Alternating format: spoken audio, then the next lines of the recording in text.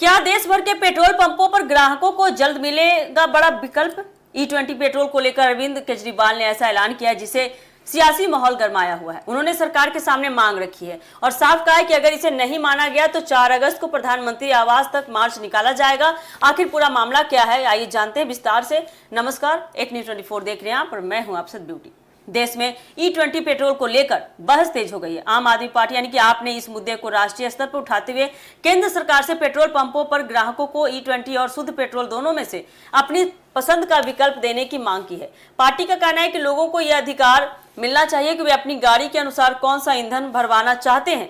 दिल्ली में शनिवार को आयोजित नेशनल टाउन हॉल कार्यक्रम में आम आदमी पार्टी के राष्ट्रीय संयोजक अरविंद केजरीवाल ने इस पूरे मुद्दे पर खुलकर अपनी बात रखी। उन्होंने कहा कि पेट्रोल पंपों पर केवल E20 पेट्रोल उपलब्ध कराने के बजाय शुद्ध पेट्रोल भी उपलब्ध होना चाहिए। उनका दावा है कि देश में बड़ी संख्या में ऐसे वाहन हैं जो पूरी तरह से E20 ईंधन के लिए डिजाइन नहीं किए गए हैं। ऐसे में वाहन मालिकों को विकल्प मिलना जरूरी है।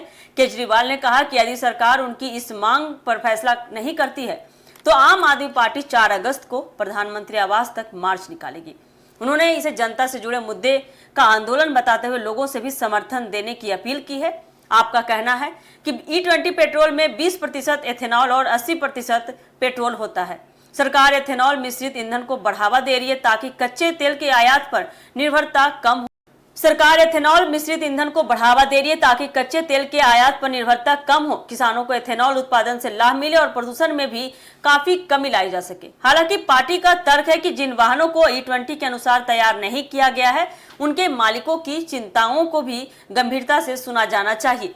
केजरीवाल ने यह भी कहा कि सरकार को इस विषय पर पारदर्शिता रखनी चाहिए और लोगों को यह जानकारी भी दी जानी चाहिए कि कौन सा ईंधन किस वाहन के लिए उपयुक्त है। साथ ही पेट्रोल पंपों पर शुद्ध पेट्रोल उपलब्ध कराने की व्यवस्था भी जारी रहेगी ताकि ग्राहक अपनी जरूरत और वाहन की क्षमता के अनुसार फैसला ले सके। दूसरी ओर बात करें तो केंद्र सरकार पहले ही E20 ईंधन को चरणबद्ध तरीके से बढ़ावा देने की नीति पर काम कर रही है। पहले से सरकार का उद्देश्य एथेनॉल ब्लेंडिंग बढ़ाकर ऊर्जा सुरक्षा को मजबूत करना और पर्यावरण संरक्षण की दिशा में कदम उठाना है। इस योजना के तहत कई राज्यों में E20 पेट्रोल की उपलब्धता बढ़ाई जा रही है। फिलहाल इस पूरे मुद्दे पर सरकार की ओर से केजरीवाल की नई मांग पर कोई आधिकारिक प्रतिक्रिया सामने नहीं आई है।